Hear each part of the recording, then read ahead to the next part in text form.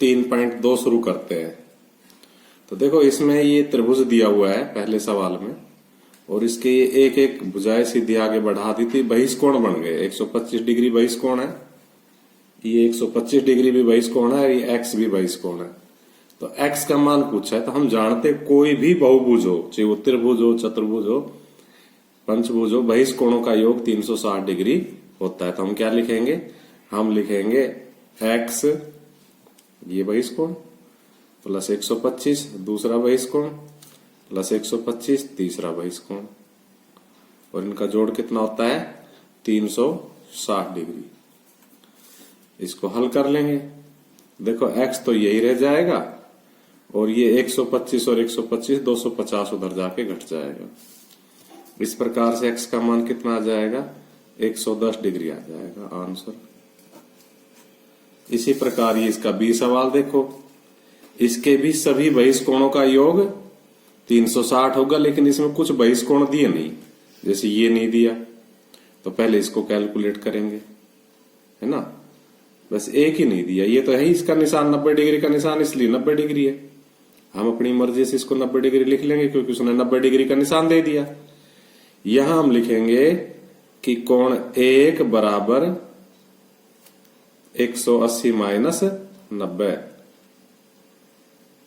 क्योंकि ये जो है सरल रेखा है, सरल रेखा पर बने दो कोणों का योग 180 होता है, उनमें से एक 90 का, इसलिए दूसरा घट के आ जाएगा, और इस प्रकार कितना आ जाएगा 90 डिग्री। मैं लाइन खींच देता हूं ताकि आपको सॉल्यूशन दिखाई दे, डिफरेंस लग जाए कि ये उसका सवाल का है ना। तो अब हम वापस क्या लिखेंगे, हम लिखेंगे इसकी वैल्यू हमने निकाल ली 90, तो यही से शुरू कर देते हैं। 90 प्लस 60 प्लस फिर 90 और फिर 70 और लास्ट में प्लस x बराबर 360 डिग्री।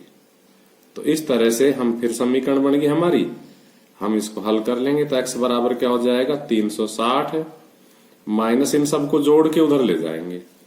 तो देखो जोड़ने के लिए 0 तो हम पहले लगा लेंगे, 7 और 9 16 और 6 22 और 9 31। इस प्रकार से 360 में से 310 घटाएंगे तो 50 डिग्री आंसर। दूसरा सवाल देखो, एक समबाहुभुज के प्रत्येक बाह्य कोण का माप ज्ञात की जिसकी 9 भुजाएं हो। कितनी भुजाएं दे दी 9। तो पहले सवाल के सॉल्यूशन में हम क्या लिखेंगे n बराबर 9, ठीक है भाई। और अब हम बहिष्कोण ज्ञात करना है, तो हम क्या लिखेंगे, इसलिए बहिष्कोण या बाह्य कोण।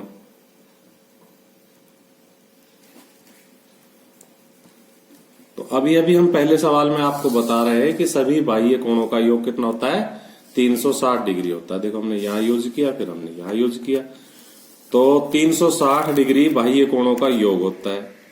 उसमें अगर हम 9 का भाग दे दे, क्योंकि जिसमें 9 भुजा होगी ना उसमें 9 ही बाह्य कोण बनेंगे, तो 9 का भाग दे देंगे तो एक बाह्य कोण आ जाएगा। यही हमसे पूछा गया, तो कितना आ जाएगा 40 डिग्री आंसर।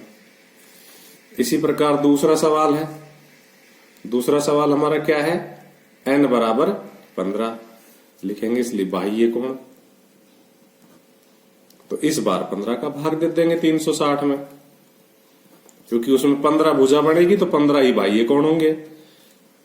तो 15 का भाग दे देंगे, 15 दूनी 30, 15 चौकू 60। ये भाग आप करके देख लेना। अब हम तीसरे सवाल की ओर चलते हैं। तीसरा सवाल है, एक समबाहुभुज में कितनी भुजाएं होंगी यदि एक बाह्य कोण का माप 24 डिग्री हो। देखो अभी अभी हमने सवाल किया, उसका जस्ट उल्टा सवाल दे दिया।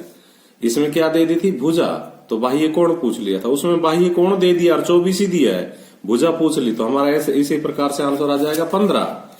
हम क्या लिखेंगे, हम लिखेंगे बाह्य कोण बराबर 24 डिग्री, इसलिए भुजा या भुजाएं n बराबर 360 में और 24 का भाग दे देंगे, तो कितना आ जाएगा 15 भुजाएं आ जाएंगी। इसी प्रकार चौथा सवाल देखो, एक समबाहुभुज की भुजाओं की संख्या ज्ञात कीजिए यदि इसका प्रत्येक अंतः कोण 165 डिग्री हो। कभी जल्दबाजी में कर दो, ये अंतः कोण दिया है 165 डिग्री। 165 डिग्री क्या दिया है? अंतः कोण। अंतः कोण 165 डिग्री, इसलिए हम इससे बाह्य कोण निकालेंगे। देखो हम अलग से चित्र नहीं बना के दिखाएंगे, पुराने चित्र ही काम में लेके आपको बताते कि बाह्य कोण कैसे आएगा। अभी आप यहां देखो, यहां अंतः कोण 90 डिग्री दिया हुआ था हमसे, तो हमने बाह्य कोण निकाला था 180 में से घटा के। तो ठीक इसी प्रकार, क्योंकि अंतः और बाह्य कोणों का जोड़ 180 होता है, क्योंकि एक सरल रेखा खिंच जाती है अंतः और बाह्य कोणों को मिला करके, इसलिए हम यहाँ पर बाह्य कोण निकालने के लिए क्या करेंगे, 180 में से 165 घटा देंगे हम, और हमारा घटा कितना आ जाएगा, 15 डिग्री आ जाएगा। और जब हमारे पास बाह्य कोण आ जाएगा, जैसे ये बाह्य कोण था तो ऐसे भुजा हमने यहां निकाली थी, ठीक इसी प्रकार इस बाह्य कोण से फिर भुजा निकाल देंगे। इसलिए भुजाएं n बराबर हम 360 में और 15 का भाग दे देंगे, तो 15 दूनी 30 और 15 चौकू 60। तो ये क्या है, वापस वो सवाल आ गया रिपीट होके। 24, उसमें 24 डिग्री है, इसमें 24 भुजाएं आ गई आंसर। ठीक है भाई, तो इसमें 24 भुजाएं आ गई, तो कितनी भुजाएं आ गई, 24। अब देखो पांचवा सवाल। पांचवा सवाल, क्या ऐसा समबाहुभुज संभव है जिसके प्रत्येक बाह्य कोण का माप 22 डिग्री हो? तो हम सॉल्यूशन में क्या करेंगे, हम सॉल्यूशन में n का मान निकाल लेंगे, भुजाओं की संख्या निकाल लेंगे। तो हम क्या लिखेंगे, बाह्य कोण बराबर 22 डिग्री, इसलिए भुजाएं बराबर हम 360 में 22 का भाग दे देंगे।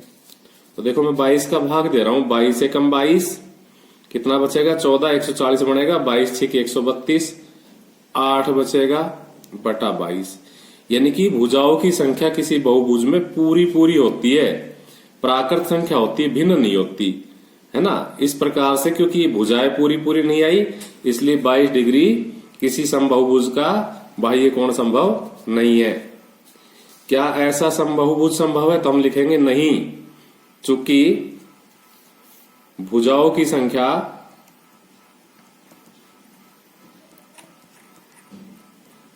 प्राकृत संख्या नहीं है, अर्थात पूरी पूरी नहीं आई, या तो 2 ही आवे या 3 ही आवे, 4 ही आवे। हालांकि बहुभुज 3 से शुरू होता है, तो मुझे 2 का एग्जाम्पल भी नहीं लेना चाहिए था। भुजाओं की संख्या पूरी पूरी आए, जैसे या तो 16 ही आए या 17 ही आए, इनके बीच की नहीं आए। ये 16 से ज्यादा बड़ी है और 17 से छोटी है, तो ऐसी संख्या जो है भुजाओं की संख्या पूरी पूरी होती है। तो आपको लॉजिक लिखना है, क्योंकि इसमें भुजाओं की संख्या हमने निकाली और वो 16 से बड़ी और 17 से छोटी है, अर्थात न तो 16 ही है न 17 ही है, प्राकृत संख्या नहीं है। इसलिए 22 डिग्री बाह्य कोण वाला समबाहुभुज संभव नहीं है।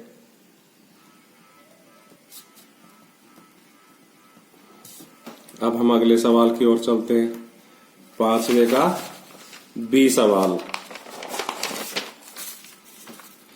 क्या यह किसी समबाहुभुज का अंतः कोण हो सकता है, क्यों? तो देखो उसी सवाल की बात चल रही है 5वें की, यानी कि ये 22 डिग्री, क्या यह किसी समबाहुभुज का अंतः कोण हो सकता है? तो हम सॉल्यूशन में क्या लिखेंगे, हम सॉल्यूशन में लिखेंगे नहीं। क्यों नहीं? क्योंकि जो बाह्य कोण ही नहीं हो सकता तो वो अंतः कोण भी नहीं हो सकता। वैसे भी अंतः कोण सबसे छोटा कितना होता है, 60 डिग्री होता है, और ये तो 22 डिग्री है। लिखेंगे चूंकि सबसे छोटा अंतः कोण 60 डिग्री होता है। किसका होता है? त्रिभुज का, जो कि समबाहु त्रिभुज का होता है। ठीक है भाई, इससे छोटा कोई 60 डिग्री से छोटा कोई अंतः कोण नहीं हो सकता। जैसे त्रिभुज का, समबाहु त्रिभुज का 60 डिग्री होता है, उससे बड़ा फिर कौन सा बहुभुज होता है? समबाहुभुज वर्ग होता है, जिसका 90 होता है। उससे बड़ा समबाहुभुज कौन होता है? पंचभुज होता है, समपंचभुज होता है जिसका 105 होता है, फिर समषटभुज का 120 होता है, सबसे छोटा 60 डिग्री होता है। ठीक है, तो इस प्रकार से हम लिख देंगे। ये नहीं हो सकता क्योंकि सबसे छोटा ही अंतः कोण 60 होता है, तो 22 का हो ही नहीं सकता। छठा सवाल है, किसी समबाहुभुज में कम से कम कितने अंश का अंतः कोण संभव है और क्यों? तो मैंने अभी तो बताया है, वही आंसर इसका हो जाएगा। हम लिखेंगे सबसे कम से कम, सॉल्यूशन कम से कम अंतः कोण बराबर 60 डिग्री। ठीक है, और क्यों? क्योंकि समबाहु त्रिभुज का अंतः कोण सबसे छोटा हो सकता है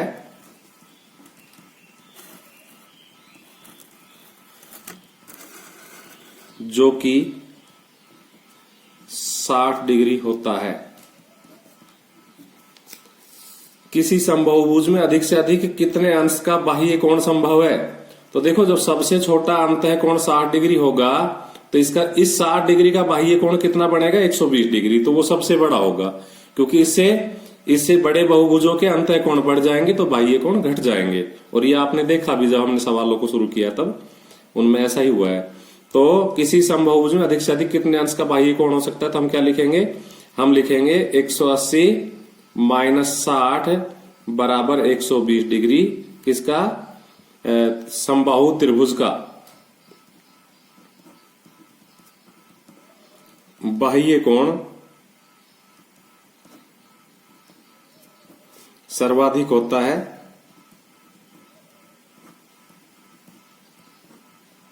जो कि 120 डिग्री होता है। तो ये इसका आंसर हो जाएगा। उसके बाद हमारी ये प्रश्नावली समाप्त हो गई।